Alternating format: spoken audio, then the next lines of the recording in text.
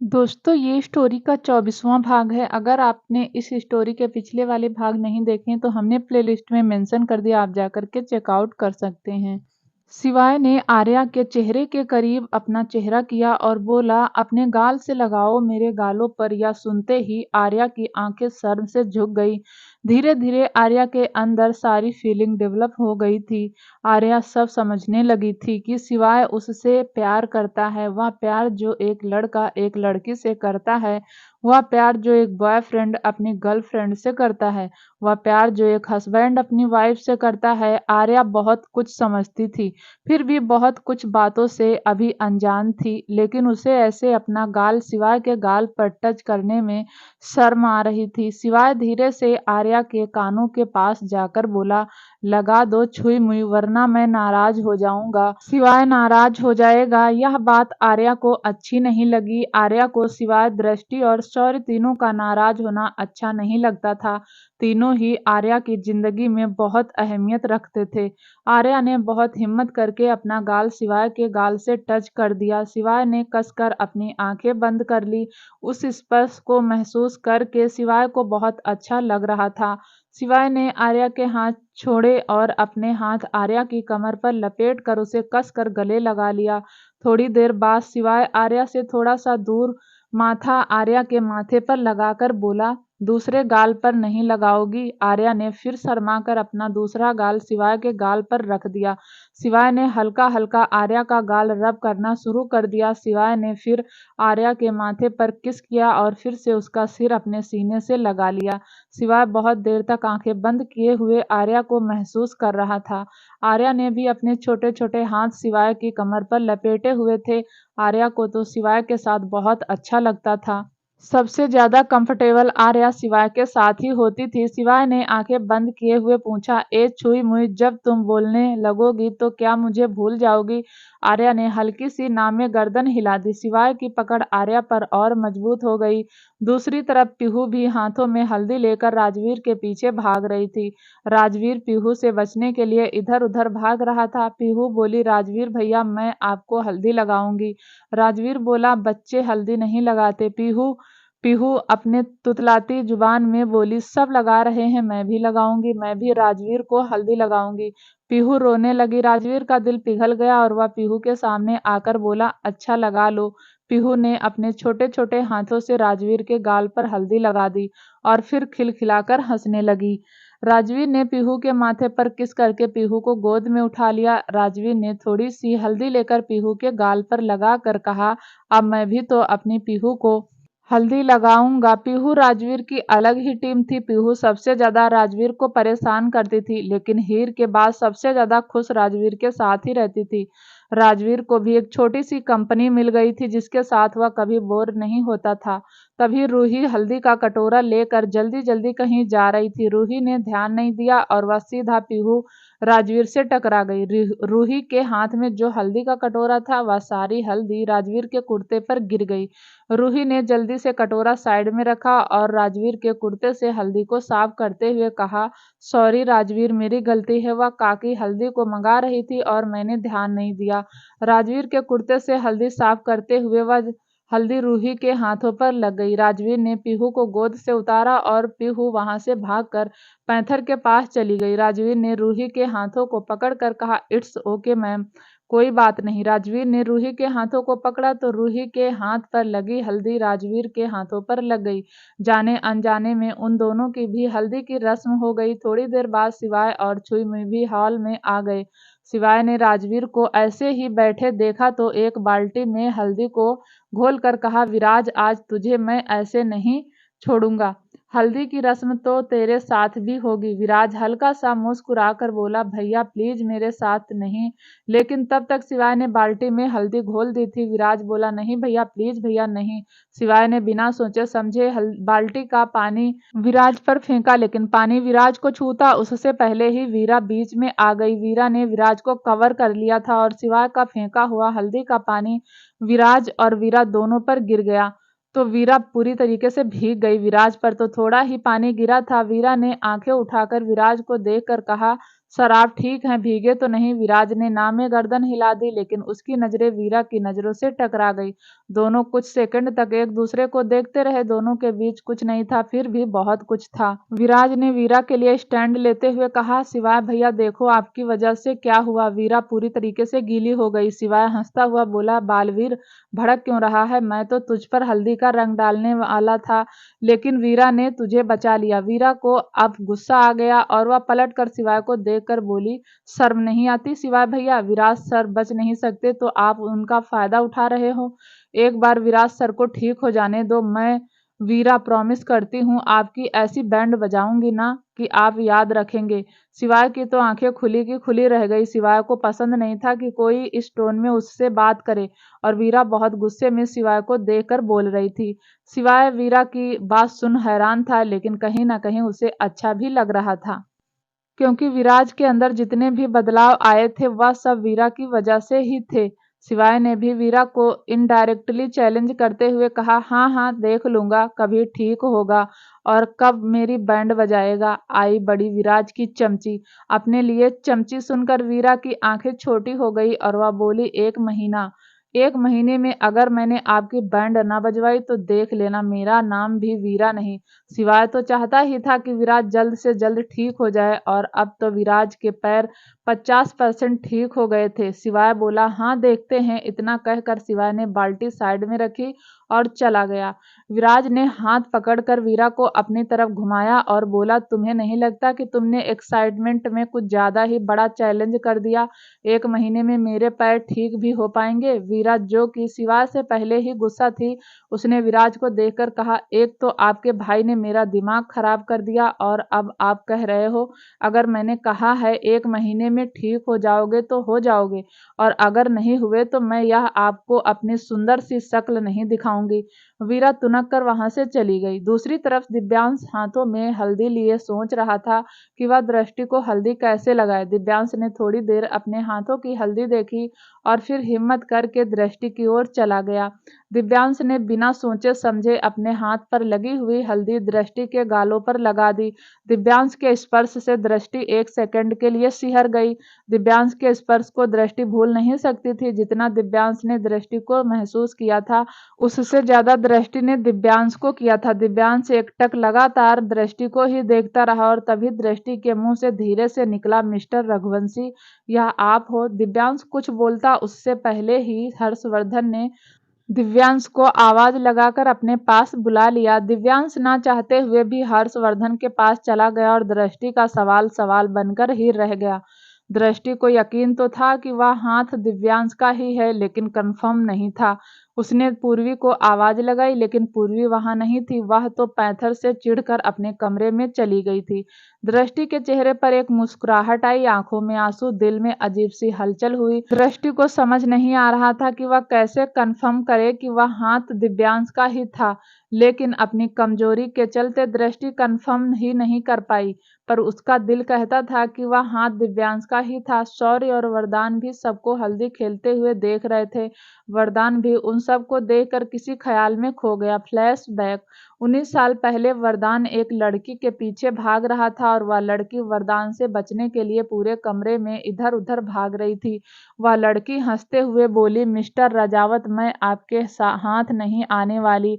बेहतर होगा कि आप इस कमरे से चले जाइए। वैसे भी 2 दिन बाद शादी है, उसके बाद ही हम आपके हाथ आएंगे, उससे पहले नहीं, समझे? वरदान बोला, वंशिका, जब तक मैं तुम्हारे साथ शादी की रस्म नहीं कर लेता मैं इस कमरे से नहीं जाने वाला। तुम्हें सब ने हल्दी लगाई, लेकिन मैंने तो लगाई नहीं। थोड़ा सा भागने के बाद ही वरदान ने वंशिका को पीछे से पकड़ लिया। वरदान के हाथ कंटिन्यू वंशिका की गर्दन और कमर पर घूम रहे थे, जिससे वंशिका को गुदगुदी हो रही थी। वंशिका का हंस हंसकर बुरा हाल था। वंशिका हंसते हुए बोली, मिस्टर राजावत, माफ कर दीजिए, आगे से ऐसा कुछ नहीं कहूंगी, प्लीज छोड़ दीजिए, बहुत हंसी आ रही है, प्लीज छोड़ दीजिए। वरदान राजावत ने वंशिका को छोड़ दिया। राजावत ने वंशिका को अपनी तरफ घुमाया और उसके माथे पर अपना माथा लगा दिया। भागने की वजह से दोनों की सांसें फूल रही थी, दोनों की सांसें एक दूसरे से टकरा रही थी। अगले ही पल वरदान ने अपने होंठ वंशिका के होंठों पर रख दिए, फिर उसे किस करने लगा। वंशिका ने भी अपने हाथ वरदान की गर्दन पर लपेट दिए। एक डीप किस के बाद वरदान ने हल्दी वंशिका के चेहरे पर लगा दी। वंशिका ने शर्मा कर वरदान के सीने में अपना चेहरा छुपा लिया।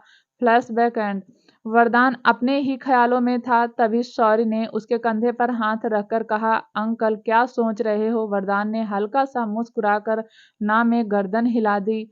वरदान के सीने में भी एक दर्द था, वह दर्द जिसे उसने किसी के साथ नहीं बांटा था। वरदान को अपनी वंशिका बहुत याद आती थी, लेकिन वंशिका थी कहाँ, वरदान को नहीं पता था। वह तो बस वंशिका को ढूंढ रहा था। दूसरी तरफ हीर बाथरूम में अपने हाथ धो रही थी और तभी उसने अपने हाथों पर हर्षवर्धन के हाथ महसूस किए। वह हर्षवर्धन ने हीर के दोनों हाथों को पकड़ लिया और टब के नीचे रगड़ रगड़ कर धोने लगा। हर्षवर्धन ने अपना चेहरा भी हीर के बालों में छुपा लिया। हीर ने धीरे से कहा, साहब क्या कर रहे हो। हर्षवर्धन ने बिना आंखें खोले कहा, हीर तुम्हें पता है तुम्हारी खुशबू मुझे पागल करती है। मेरा मन करता है मैं सारी जिंदगी तुम्हें ऐसे ही अपनी बाहों में पकड़ कर रखूं। तुमसे दूर जाने का मन ही नहीं करता। हीर तो शर्म के मारे कुछ बोली नहीं। हर्षवर्धन की बात सुनकर उसके गाल फिर से लाल हो गए। हाथ धोने के बाद हर्षवर्धन ने हीर को अपनी तरफ घुमाया, फिर हल्की सी हल्दी लेकर उसकी गर्दन पर लगाते हुए कहा, मैंने तो अपनी हल्दी की रस्म ही नहीं की, मुझे भी तो अपनी हीर को हल्दी लगानी है। हीर के चेहरे पर एक मुस्कुराहट आ गई। शर्म के मारे हीर हर्षवर्धन को देख ही नहीं रही थी, लेकिन हीर के चेहरे से साफ पता चल रहा था कि जब हर्षवर्धन उसके पास होता था वह कितनी खुश होती थी। हीर को अपनी किस्मत पर यकीन नहीं हो रहा था। अभी कुछ महीने पहले ही तो वह चौधरी खानदान की विधवा बहू थी और अब शहर के जाने माने रघुवंशी परिवार की बहू बनने जा रही थी। हर्षवर्धन हीर के थोड़ा सा करीब आकर उसके कानों में बोला, तुम नहीं लगाओगी मुझे हल्दी। हीर की तो हिम्मत हर्षवर्धन की तरफ देखने की भी नहीं थी। हल्दी लगाना तो दूर की बात, लेकिन हीर हर्षवर्धन को नाराज भी नहीं करना चाहती थी। हीर ने कटोरी में से थोड़ी सी हल्दी ली और बिना हर्षवर्धन की तरफ देखे उसके गाल पर लगा दी। हर्षवर्धन के चेहरे पर मुस्कुराहट आ गई। हीर जितना शर्माती, हर्षवर्धन को हीर पर उतना ही प्यार आता। हर्षवर्धन ने हीर को गले लगा लिया और उसका माथा चूम कर बोला, बस एक दिन और, उसके बाद तो हमेशा के लिए मेरी हो जाओगी। हीर के चेहरे पर भी एक मीठी सी मुस्कुराहट आ गई। उसने भी हर्षवर्धन की कमर पर अपने हाथ लपेट दिए। थोड़ी देर ऐसे ही खड़े रहने के बाद हर्षवर्धन बोला, जाओ कपड़े चेंज करके मेहंदी लगवा लो। हीर भी काकी के पास बैठकर मेहंदी लगवा रही थी। आर्या, रूही सब मेहंदी लगवाने में बिजी थे। दृष्टि को बार बार बबीता आंटी का ख्याल आ रहा था। आखिर बबीता आंटी अभी तक आई क्यों नहीं, उन्होंने मुझसे बात क्यों नहीं की, कहीं दिव्यांश ने मना तो नहीं कर दिया, कहीं दिव्यांश इस बेबी को लेकर परेशान तो नहीं हो गया। दृष्टि के दिमाग में अजीब अजीब से ख्याल आ रहे थे। उसका दिल कुछ कहता, उसका दिमाग कुछ कहता। दृष्टि को इस वक्त अपने आप को रिलैक्स करना चाहिए था, लेकिन उससे तो बहुत ज्यादा टेंशन थी। दूसरी तरफ पैंथर मेहंदी की कीप लेकर पूर्वी के पीछे भाग रहा था और पूर्वी अपना लहंगा संभाले हुए आगे आगे भाग रही थी। पूर्वी बोली, पैंथर दूर रहो मुझसे, मैं तुमसे मेहंदी नहीं लगवाने वाली। मुझे अपने हाथों में मेहंदी लगवानी है, ना कि अपने हाथों में जलेबी का डिजाइन। पैंथर भी पूर्वी के पीछे भागता हुआ बोला, अरे मैं बहुत अच्छी मेहंदी लगाता हूँ, तुम्हें क्या पता, एक बार लगवा कर देखो। अगर इतनी अच्छी मेहंदी लगाते हो तो पार्लर में नौकरी क्यों नहीं कर लेते, मेरे पीछे क्यों पड़े हो। मैं कह देती हूँ पैंथर, मुझसे दूर रहो, वरना सच में चाचू से शिकायत कर दूंगी। मैं तुमसे किसी भी हालत में मेहंदी नहीं लगवाऊंगी, समझे तुम। पूर्वी हल्के गुस्से में बोली। दूसरी तरफ दिव्यांश ने एक मेहंदी लगवाने वाली लड़की को अपने पास बुलाया और दृष्टि की तरफ इशारा करते हुए कहा, उसके हाथ में दिव्यांश लव दृष्टि लिख देना और दूसरे हाथ में दिव्यांश की दुल्हन लिख देना। उस लड़की ने हाँ में गर्दन हिलाई और दृष्टि को मेहंदी लगाने चली गई। तब तक पैंथर ने भी पूर्वी को जबरदस्ती पकड़ लिया था। पैंथर ने पूर्वी को पीछे से पकड़ा हुआ था। पैंथर ने धीमी आवाज में पूर्वी के कानों में कहा, एक बार अपने हाथ पर मेरा नाम लिखने दो, फिर वादा करता हूँ तुम्हें छोड़ दूंगा, बिल्कुल परेशान नहीं करूंगा। पूर्वी बोली, पैंथर मुझे छोड़ दो, वरना शिकायत सच में चाचू से कर दूंगी। पैंथर बोला, जिसे कहना है कह दो, लेकिन तुम्हारे हाथों पर नाम तो मेरा ही लिखा जाएगा। पूर्वी गुस्से में बोली, तुम ऐसे नहीं मानोगे ना। पूर्वी ने हर्षवर्धन को आवाज लगाई, चाचू चाचू, जो कि थोड़ी ही दूर पर खड़े थे। उन्होंने इशारों में पूछा, क्या हुआ। पूर्वी ने पैंथर की तरफ इशारा करते हुए कहा, चाचू मुझे परेशान कर रहा है। हर्षवर्धन ने गुस्से में पैंथर को देखा और पैंथर पूर्वी से 10 फुट दूर जाकर खड़ा हो गया। पैंथर अपनी सफाई देता हुआ बोला, वह चाचू बस मैं। हर्षवर्धन ने गुस्से में घूर कर पैंथर को देखा और पैंथर हवा की तरह वहां से गायब हो गया। थोड़ी देर बाद पैंथर ने एक मेहंदी लगाने वाली लड़की को अपने पास बुलाया और पूर्वी की तरफ इशारा करते हुए कहा, देखो वह लड़की है ना, उसके हाथ में पैंथर बना देना। मेहंदी लगाने वाली लड़की ने हाँ में गर्दन हिलाई और चली गई। थोड़ी देर बाद सब ने अपने हाथों में मेहंदी लगवा ली। कुछ घंटों बाद फेरों की रस्म शुरू हो जाती है। सब अपने कमरे में जाकर आराम करने लगे, लेकिन दृष्टि का मन अब भी बबीता आंटी को ही ढूंढ रहा था। दृष्टि ने कई बार पूर्वी से पूछा कि बबीता आंटी कहाँ है, लेकिन हर बार पूर्वी से यही जवाब मिला कि पूरी हवेली में बबीता आंटी दिखाई नहीं दे रही। दृष्टि का मन बबीता आंटी के लिए भी परेशान हो रहा था। आखिर वह अचानक कहाँ गई। हवेली में किसी को उनकी परवाह क्यों नहीं, कहीं उन्हें कुछ हो तो नहीं गया। दृष्टि के मन में अजीब अजीब से ख्याल आने लगे। इस वक्त दृष्टि का मन बहुत विचलित हो रहा था, इसीलिए वह पूर्वी के साथ अपने कमरे में जाकर आराम करने लगी। हर्षवर्धन अपने कमरे में फेरों के लिए तैयार हो रहा था। हर्षवर्धन ने व्हाइट कलर की शेरवानी पहनी थी, जिसमें वह बहुत ज्यादा हैंडसम लग रहा था। सच था, कोई नहीं कह सकता था कि वह इतने बड़े बड़े लड़कों का चाचू है। हर्षवर्धन अपने सिर पर पगड़ी बांध रहा था और तभी उसकी नजर दिव्यांश पर पड़ी, जो गेट पर खड़ा था होकर हर्षवर्धन को ही देख रहा था। हर्षवर्धन ने दिव्यांश को इशारों में अपने पास बुलाया। दिव्यांश हर्षवर्धन के पास चला गया। हर्षवर्धन बोला, दिव्यांश यह पगड़ी मुझसे बन नहीं रही, तो मेरी हेल्प कर दे। दिव्यांश ने मुस्कुराकर हर्षवर्धन को चेयर पर बैठाया, फिर उसकी पगड़ी बांधने लगा। थोड़ी देर बाद वहां विराज और शिवाय भी आ गए। वह भी हर्षवर्धन की पगड़ी बांधने में हेल्प करने लगे। तीनों ने मिलकर हर्षवर्धन की पगड़ी बांधी। हर्षवर्धन के चेहरे पर एक मुस्कुराहट थी। मुस्कुराहट तो उन तीनों के चेहरे पर भी थी। शिवाय अपनी आदत से मजबूर होकर बोला, चाचू आज के बाद से आपका प्यार बढ़ जाएगा। दिव्यांश ने शिवाय के सर पर एक मार कर कहा, कुछ ढंग का बोला कर, जब भी बोलता है उल्टा ही बोलता है। बल्कि अब हमें चाची का भी प्यार मिलेगा। तुझे पीटने से चाची ने ही बचाया था, भूल गया तू, वरना अब तक तो चाचू तेरी खाल उधेड़ कर हवेली के किसी दीवार पर टांग चुके होते। फिर बच्चों को डराने के अलावा तेरा कोई काम नहीं होता। सिवाय हंसता हुआ बोला, हाँ यार सॉरी, माफ कर दे, मैं तो भूल ही गया कि अब हमें चाचा चाची दोनों का प्यार मिलेगा। विराज भी कहाँ कम था। विराज के अंदर भी अब पहले वाला विराज रहने लगा था। विराज बोला, चाचू यह सिवाय भैया को कहीं से उठाकर तो नहीं लाए, क्योंकि यह कहीं से भी हमारी फैमिली के मेंबर तो लगते नहीं। इनकी बातों का ना कोई सिर होता है ना कोई पैर। विराज की बात सुनकर सब हंसने लगे। सिवाय के रघुवंशी परिवार के हर मेंबर ने व्हाइट और रेड कलर कॉम्बिनेशन के ही कपड़े पहने थे। सिवाय राजवीर, विराज, पैंथर, चारों ने व्हाइट कलर की शेरवानी पहनी थी। जितनी भी लड़कियां थी सब ने व्हाइट और रेड कलर के कॉम्बिनेशन में लहंगे पहने थे। थोड़ी देर बाद जब सब तैयार होकर नीचे आ गए, हर्षवर्धन भी तैयार होकर नीचे मेहमानों के पास ही बैठा था।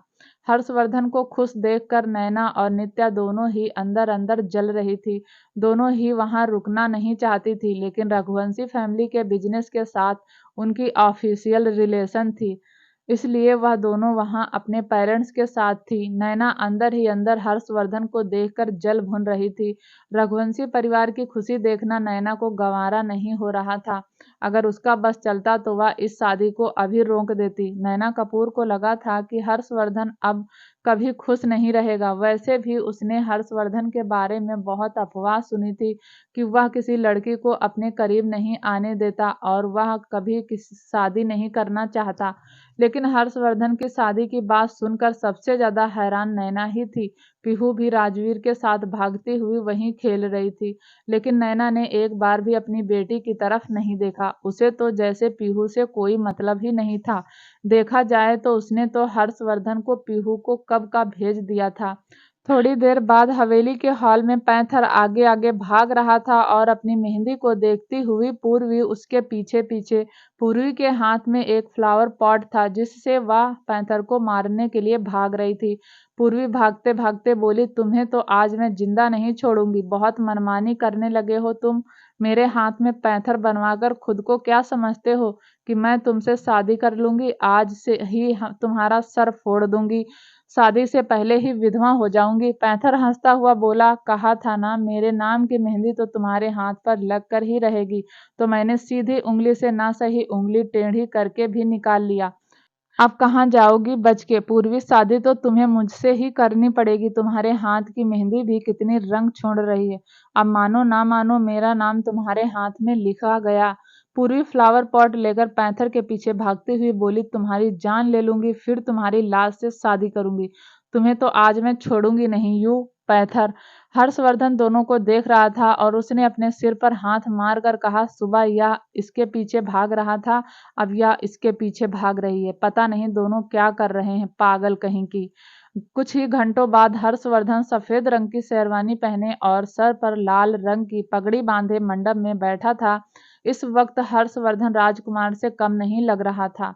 थोड़ी देर बाद ही रूही, आर्या, पूर्वी, दृष्टि पांचों सीढ़ियों से नीचे आ रही थी। हीर ने भी व्हाइट कलर का लहंगा पहना था, उस पर रेड कलर की चुन्नी ली हुई थी। हीर को देखकर कोई नहीं कह सकता था कि हीर एक गरीब परिवार से है, बल्कि हीर की खूबसूरती तो वहां बैठे सारे मेहमानों को चौंका रही थी। हीर सच में बहुत खूबसूरत लग रही थी। हीर पहले से ही खूबसूरत थी और आज दुल्हन के जोड़े में वह कयामत ढा रही थी। हर्षवर्धन की नजर भी हीर पर टिक गई। हीर नजरें झुकाए मंडप की तरफ आ रही थी। आज तो वह आंख उठाकर हर्षवर्धन को देख नहीं सकती थी। हर्षवर्धन ने हीर की तरफ देखकर मन ही मन खुद से कहा, फिर आज तो तुम कयामत लग रही हो। मुझे मारने का पूरा प्लान बना लिया। तुम्हें कैसे बचा लूंगा मैं? तुम्हें मैं जानता हूँ मेरा डिसीजन गलत नहीं है, लेकिन हीर तुम्हें मेरे साथ सब्र से काम लेना होगा। आज के बाद तुम पर बहुत सारी रिस्पॉन्सिबिलिटी आ जाएंगी जिन्हें तुम्हें बखूबी निभाना है। तुम एक बहुत अमीर खानदान की बहू बनने जा रही हो, उससे भी ज्यादा मेरे दिल की राजकुमारी बन जाओगी। कुछ कदम चलने के बाद हीर पलके झुकाकर मंडप में बैठ गई। हर्षवर्धन और हीर दोनों ने मिलकर पंडित जी के कहे अनुसार अग्नि कुंड में आहुति।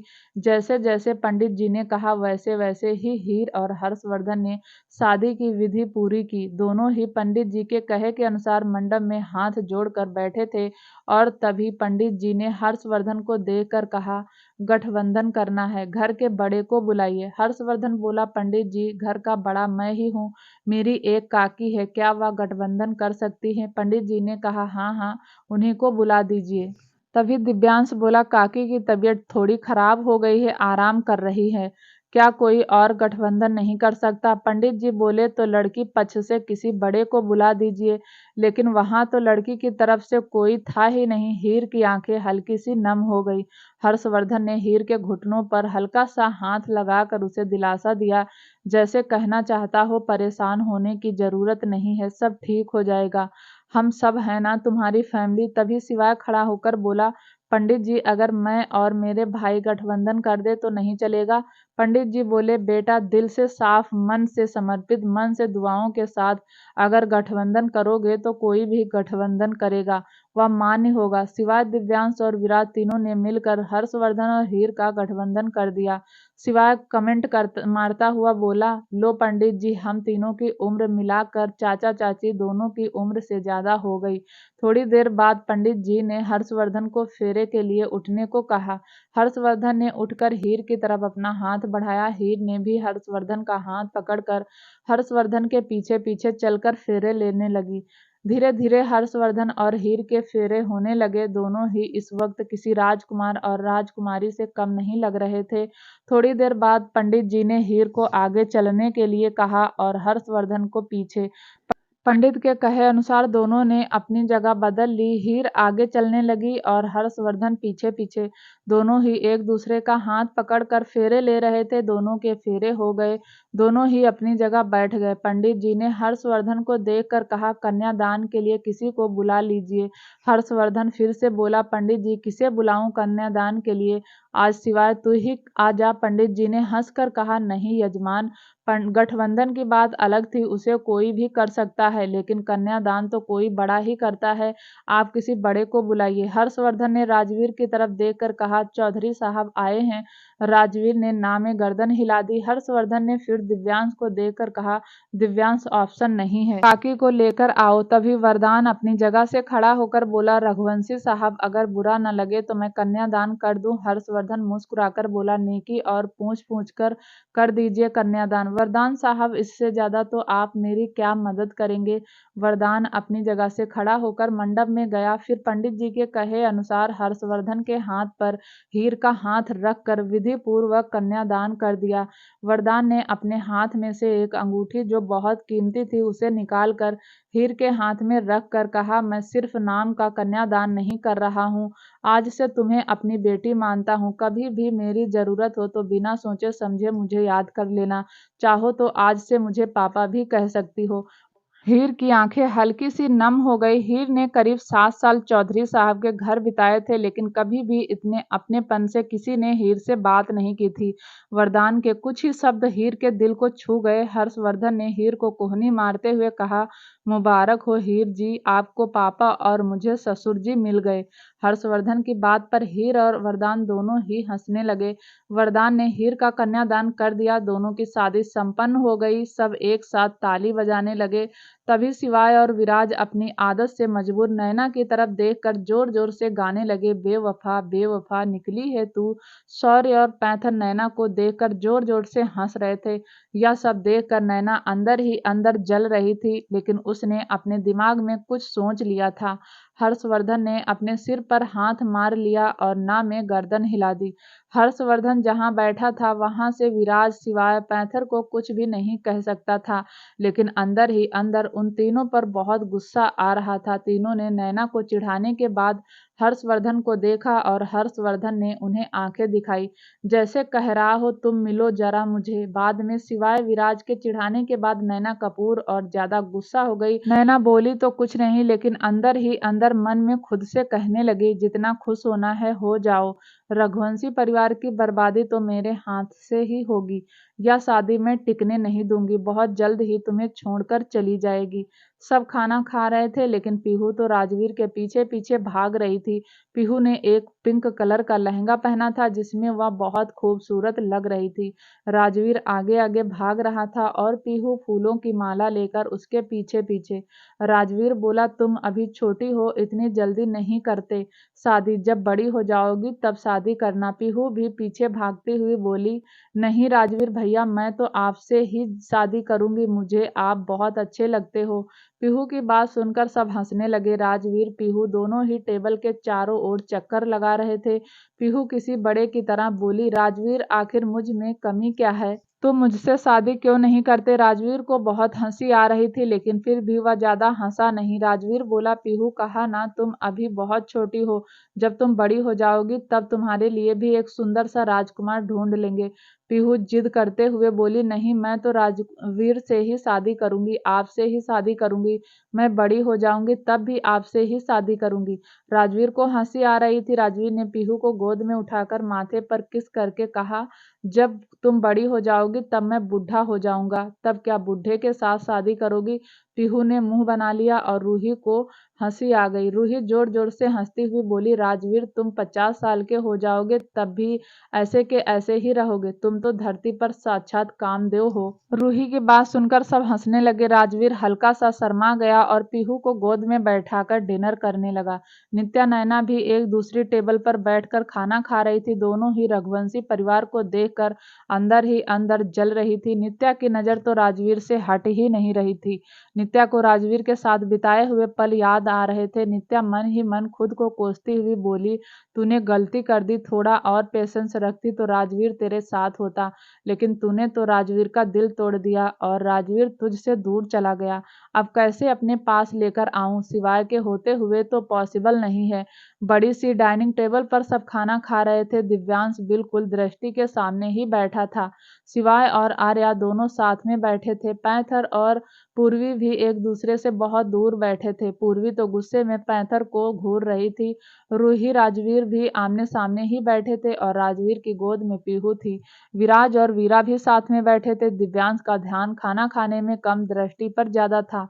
वह दृष्टि को देखकर मन ही मन बोला, दृष्टि कुछ घंटे और फिर चाचू सौरी से तुम्हारे और मेरे रिश्ते की बात कर लेंगे, बस तुम मना मत करना। बहुत जल्द हमारी भी ऐसे ही शादी होगी। सुबह के 3 बज गए थे। खाना खाने के बाद हर्षवर्धन ने सबको देखकर कहा, थोड़ा आराम कर लो, सुबह बात करते हैं। विराज, पैंथर सिवाय तीनों ने हर्षवर्धन को देखकर कहा, और चाचू अब आराम करना है।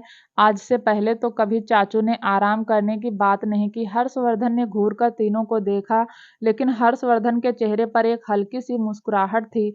सिवाय पैंथर, विराज की बात सुनकर भी शर्म आ गई। थोड़ी देर बाद हर्षवर्धन डाइनिंग टेबल से खड़ा हो गया और कमरे की तरफ जाने लगा। हर्षवर्धन आज सुबह बहुत थक गया था। पैंथर हर्षवर्धन को रोकते हुए बोला, अरे चाचू रुक जाओ, इतनी भी क्या जल्दी है, पहले चाची तो कमरे में चली जाएं, तब तक आप स्टडी रूम में चाची के लिए गिफ्ट ले आइए।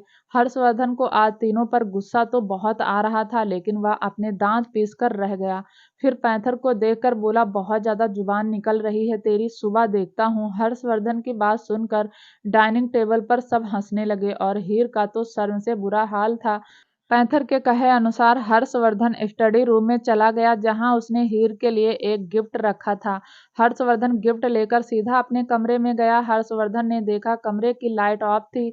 एक हल्की पिंक कलर की लाइट जल रही थी और हीर फूलों की सजी हुई सेज पर घूंघट ओढ़े बैठी थी। हर्षवर्धन के चेहरे पर मुस्कुराहट आ गई। हर्षवर्धन ने थोड़ी देर प्यार से हीर को निहारा, फिर कबर्ड में से कपड़े निकालकर वॉशरूम में चला गया। थोड़ी देर बाद हर्षवर्धन लोअर टी शर्ट पहनकर बाहर आया। हर्षवर्धन सीधा बेड पर आया और उसने हीर के फोल्ड पैर को धीरे से खोले, जिससे हीर पलथी मारकर बैठ गई। हर्षवर्धन ने हीर को गोद में रखकर सीधा होकर लेट गया। हर्षवर्धन ने अपनी आंखें बंद कर ली और हीर के हाथ अपने सर पर रखकर बोला, हीर जी, बहुत थक गया हूँ, बहुत ज्यादा। सच में हीर, कमर की बैंड बज गई, थोड़ा रेस्ट करना चाहता हूँ। सुबह उठकर मेहमान भी चले जाएंगे, उन्हें भी सी ऑफ करना है। जब नैना से शादी हुई थी तब तो सब कुछ बड़े भैया भाभी ने संभाला था, लेकिन अब तो सब कुछ मुझे ही देखना है।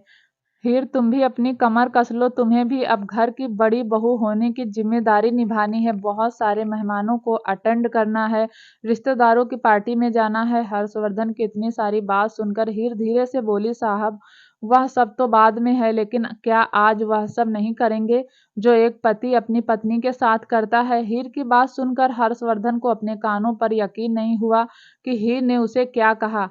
क्या हीर उसे अपने साथ सुहाग रात मनाने के लिए कह रही है? क्या यह सच में इस रात के लिए एक्साइटेड है? सच में कुछ दिन का सब्र नहीं कर सकती? हर्षवर्धन तो अपने मन में पता नहीं क्या क्या सोचने लगा। हीर ऐसी बातें कैसे बोल सकती है? इतने में हीर की आवाज फिर से हर्षवर्धन के कानों में पड़ी, साहब आप मेरे लिए तोहफा लाए थे, देंगे नहीं? हर्षवर्धन को हीर की एक भी बात पर यकीन नहीं हो रहा था। फिर भी उसने आंख खोलकर देखा, गिफ्ट का पैकेट टेबल पर रख दिया था।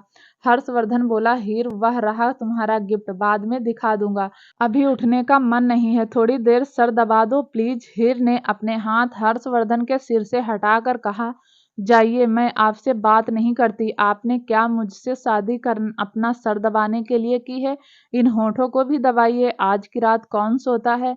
वैसे भी हमारे पास कुछ घंटे ही हैं, उन्हें भी आप बर्बाद कर देंगे। हर्षवर्धन को तो हार्ट अटैक आते आते बच रहा था।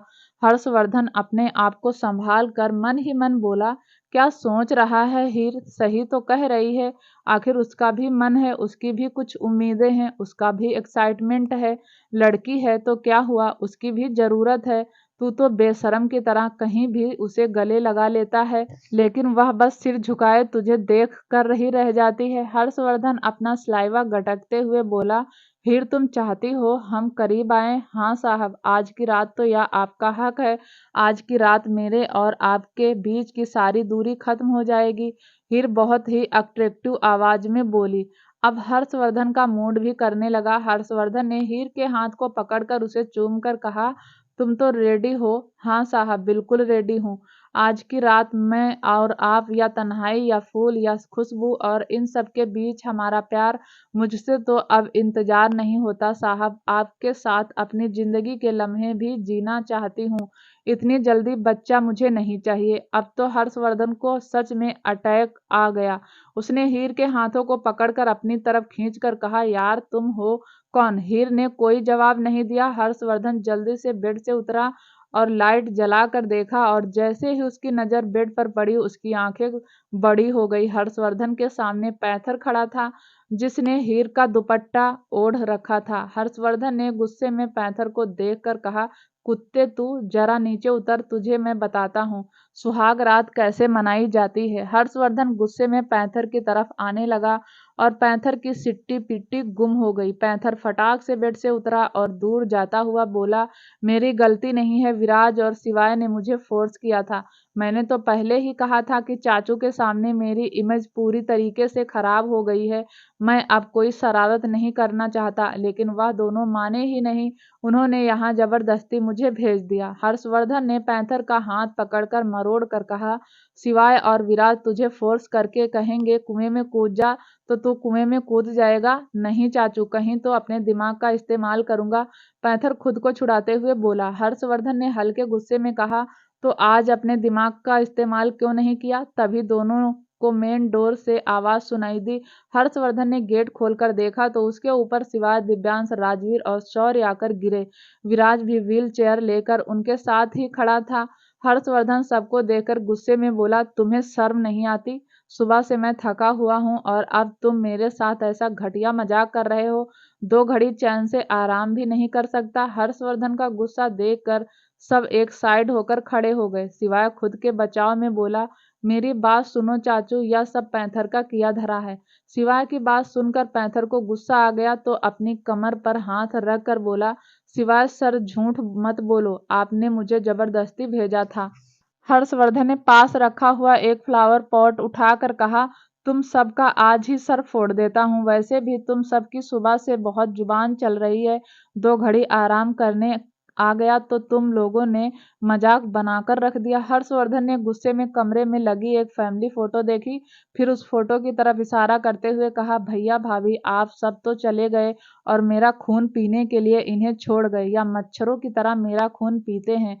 कहाँ जाऊं मैं, इन गधों ने जीना हराम कर दिया है। किसी भी दिन मेरा सिर घूम गया तो इन्हें पटक पटक कर मारूंगा। हर्षवर्धन बहुत गुस्से में था और तभी रूही, आर्या हीर को लेकर आ गए। हीर को देखकर हर्षवर्धन ने हाथ में पकड़ा हुआ फ्लावर पॉट उठाकर साइड में रख दिया। विराज, शिवाय, पैंथर, स्वर की हंसी नहीं रुक रही थी। तीनों ही बहुत जोर जोर से हंस रहे थे और हंसते हुए हीर के पीछे आ गए, क्योंकि वह समझ गए थे हीर चाची ही उन्हें बचा सकती हैं, वरना उनका मरना तो तय है। हर्षवर्धन तीनों को देखकर गुस्से में बोला, शर्म नहीं आती? दांत फाड़ते हुए, बिल्कुल शर्म नहीं आती। निकलो मेरे कमरे से, अभी के अभी निकलो। हीर धीरे से बोली, साहब आप हमेशा इन पर गुस्सा क्यों करते हैं? आखिर इन्होंने क्या किया है? हर्षवर्धन ने पैंथर को देखकर कहा, क्या बताऊं तुम्हें क्या किया है इन्होंने? बस समझ लो आज अपनी लिमिट क्रॉस कर दी। इस पैंथर के बच्चे को मैं छोड़ूंगा नहीं। हर्षवर्धन गुस्से में पैंथर की तरफ आने लगा तो हीर बीच में आकर बोली, बस कीजिए साहब, या मजाक नहीं करेंगे तो कौन करेगा? हर्षवर्धन बोला, लेकिन मजाक की एक हद होती है, तुम जानती भी हो उसने क्या किया है। इतना कहकर हर्षवर्धन के चेहरे पर मुस्कान आ गई, क्योंकि मजाक मजाक सच में बताने लायक नहीं था।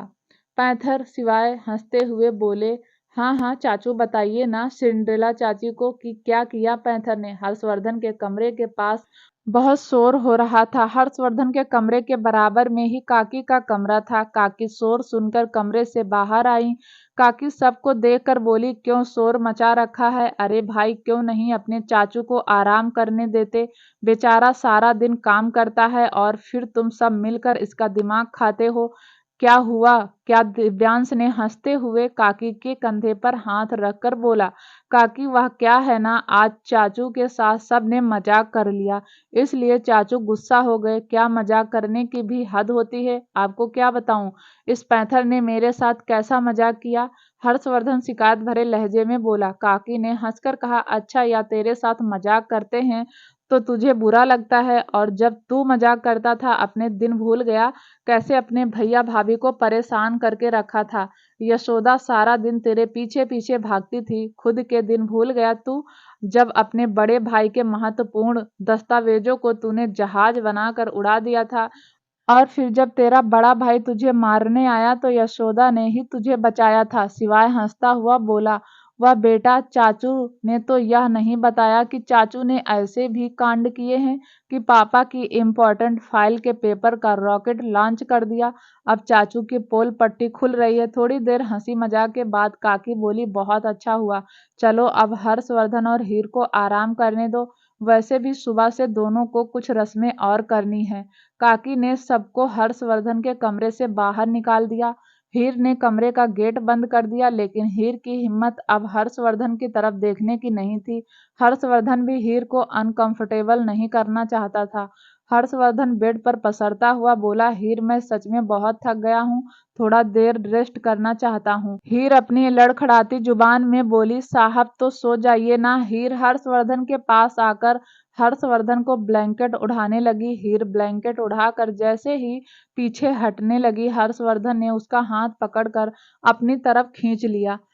हीर सीधा हर्षवर्धन के ऊपर जाकर गिरी। हर्षवर्धन ने करवट लेकर हीर को साइड में लेटा कर कहा, तुम भी रेस्ट कर लो, थक तो तुम भी गई हो। हर्षवर्धन के ऐसा करने से हीर की धड़कनें डबल स्पीड से भाग रही थी। वह तो जैसे तैसे खुद को कंट्रोल कर रही थी। हीर ने हर्षवर्धन की बात सुनकर धीरे से हाँ में गर्दन हिला दी और चुपचाप आंखें बंद करके हर्षवर्धन के पास लेट गई। हर्षवर्धन ने अपना एक हाथ हीर की कमर पर रखकर खुद से सटा लिया। थोड़ी देर में दोनों ही नींद की बाहों में चले गए। दूसरी तरफ दिव्यांश दृष्टि के कमरे के बाहर चक्कर लगा रहा था, और तभी वहां पैंथर कुछ पेपर लेकर आया। क्या दिव्यांश दृष्टि से कर पाएगा शादी, या दृष्टि शादी से मना कर देगी? क्या होगा आगे जानने के लिए प्लीज चैनल को लाइक शेयर सब्सक्राइब जरूर करें, ताकि जब भी वीडियो डालें आपको नोटिफिकेशन तुरंत मिले। तब तक के लिए नमस्कार, धन्यवाद।